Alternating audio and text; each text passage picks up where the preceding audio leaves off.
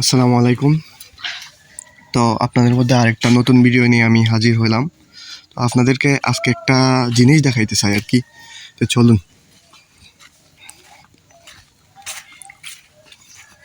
এই কুকুরটা দেখতেছেন, এটা একটা মা কুকুর।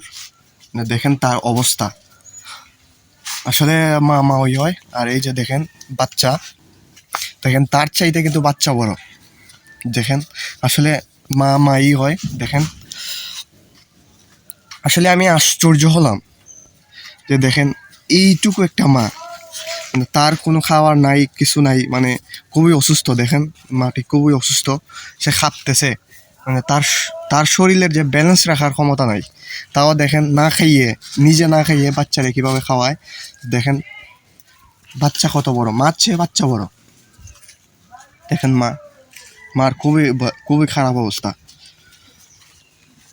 তো এইটা এই মাটি গত রাত্রে আসছিল আমাদের এইদিকে। ওই তো কেউ তারাই দিছিল, পরে আমার এখানে আশ্রয় নিছে। পরে আমি মাকে দেখি নাই গতকাল, তো আজকে আমি দেখি একটু অবাক হইলাম যে বাচ্চার চাইতে মা বড়। আমি আশ্চর্য হইলাম যে আসলে মা যে কি জিনিস, নিজে না খাইয়ে। দেখেন মাও কোথায় যাইতে পারতেছে না, যে কোথায় গিয়ে খাবে। দেখেন মার কি অবস্থা।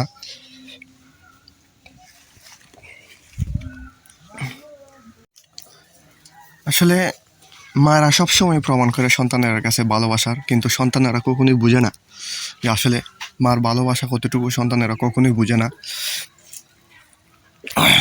মারা সবসময় প্রমাণ করে। দেখেন অবস্থা কুকুরটার, দেখেন মানে খাপতেছে শরীর, মানে তার শরীর ব্যালেন্স রাখার ক্ষমতাই নাই তার কাছে, মানে এই অবস্থা। তাও দেখেন বাচ্চাটুকুর অবস্থা দেখেন, মানে একটুকুও কমতি রাখে নাই, পুরা সুস্থ। দেখেন পুরা সুস্থ, একটুকুও কমতি রাখে নাই।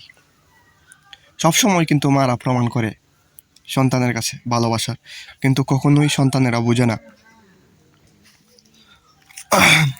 তো আসলে অনেকে বলতে পারেন যে এই ভিডিওটা দেখানোর কোনো মানে আসেনি।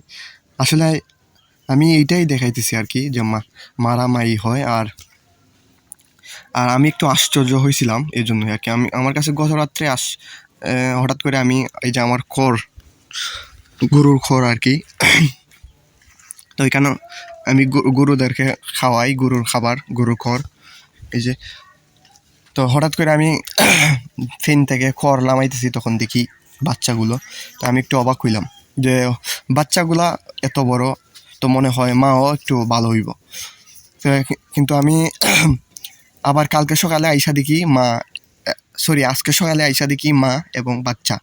তা আমি অবাক হইলাম যে আমি তো ভাবছি তো মা একটু বড়, কিন্তু তো মার অবস্থা দেখে তো আমি খুবই অবাক, যে আসলে আমি আরো অবাক হইলাম যে আসলে মাই হয়।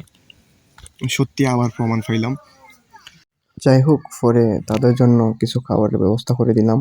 তো যাই হোক, আমার একটা লাস্ট কথা, তো আপনারা এইরকম অবলা প্রাণীগুলার কখনোই কষ্ট দিবেন না, তো তাদেরকে তাড়িয়ে দেবেন না। তাদেরকে অ্যাটলিস্ট খাবার না দেন, অন্ততপক্ষে তাদেরকে তাড়াই দিয়েন না।